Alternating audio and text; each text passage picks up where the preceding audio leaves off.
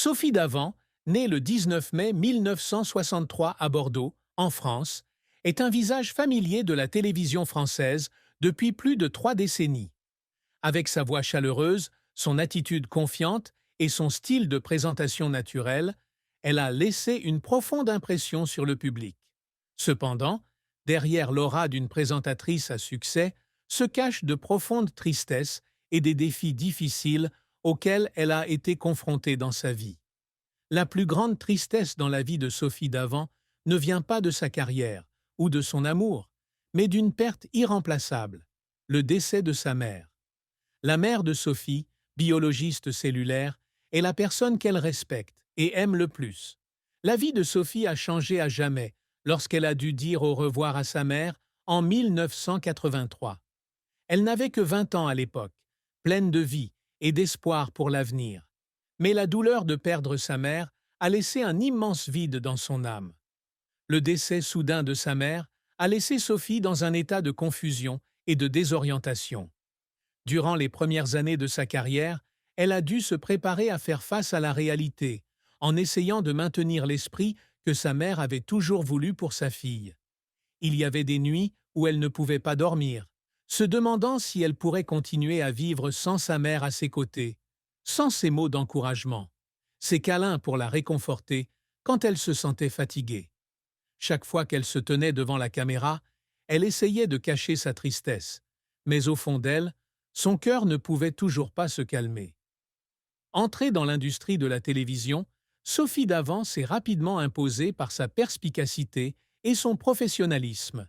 Elle débute sa carrière à Antenne 2 en 1986 en tant que monteuse.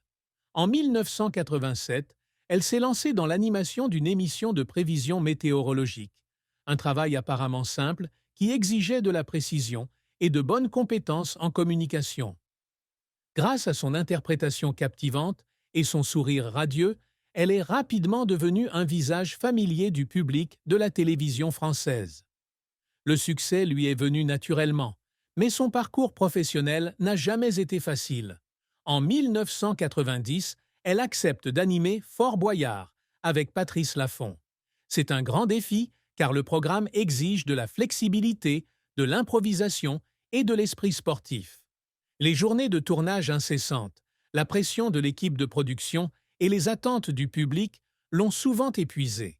Cependant, elle ne s'est pas laissée aller à l'abandon. Elle se dit qu'elle avait choisi ce chemin et que peu importe la difficulté, elle devait aller jusqu'au bout. Sophie a connu de nombreux échecs dans sa carrière. Il y a eu des émissions qui n'ont pas atteint les audiences souhaitées et il y a eu des moments où elle a dû faire face aux critiques du public et des médias. Mais l'échec le plus douloureux a probablement été sa participation à la saison 14 de Danse avec les stars en 2025. À 61 ans, elle a décidé de s'essayer à un domaine complètement nouveau, espérant se découvrir et inspirer les femmes d'âge moyen que l'âge n'est pas un obstacle à la poursuite de la passion. Elle s'est lancée dans l'entraînement avec tout son cœur et toute son âme. Les séances d'entraînement duraient des heures, les mouvements difficiles lui faisaient mal au corps, mais elle essayait toujours de ne pas abandonner. Chaque fois qu'elle tombait sur la piste d'entraînement, elle se relevait, essuyait sa sueur et continuait à s'entraîner. Elle avait placé trop d'espoir en elle-même, espérant faire quelque chose d'impressionnant. Mais lorsque la première soirée de compétition a eu lieu, sa performance n'a pas été celle attendue. Les juges lui ont donné de faibles notes, le public a réagi négativement et elle a été obligée de quitter la compétition plus tôt que prévu. Alors que la porte des coulisses se fermait, elle fondit en larmes. Ce n'est pas seulement de la tristesse à cause de l'échec, mais aussi de la déception envers soi-même.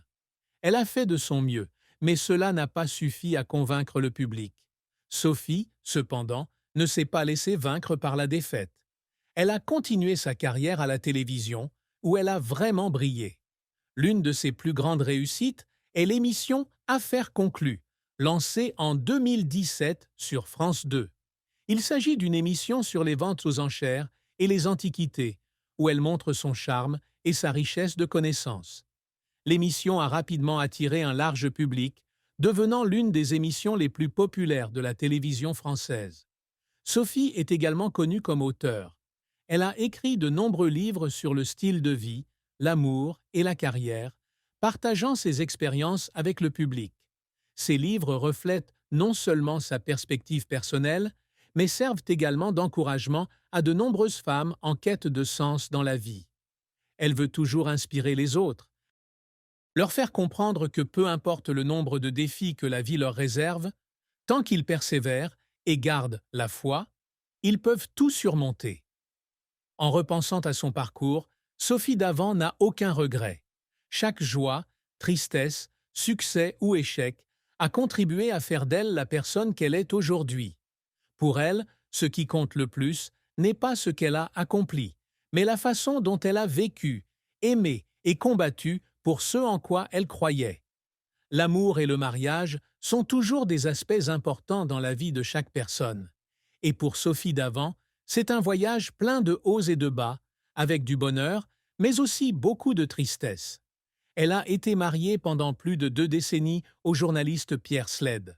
Les deux se sont rencontrés alors qu'ils étaient tous les deux jeunes, passionnés par leur carrière et ont construit ensemble une famille heureuse. Ils ont ensemble 2 enfants, Nicolas, né en 1993, et Valentine, née en 1995, qui sont le fruit de leur amour et la plus grande fierté de Sophie. Cependant, comme beaucoup d'autres couples, leur mariage n'a pas pu éviter les tempêtes. Bien qu'ils se soient autrefois profondément aimés, au fil du temps, ils se sont progressivement éloignés. Les pressions du travail, de la vie et les différences de pensée s'accentuent, faisant qu'ils ne retrouvent plus la même harmonie qu'avant. Finalement, après de nombreuses années de tentatives infructueuses de réconciliation, Sophie et Pierre ont décidé de divorcer en 2012. Ce n'était pas une décision facile, car ils n'étaient pas seulement mari et femme, mais aussi compagnons de longs voyages.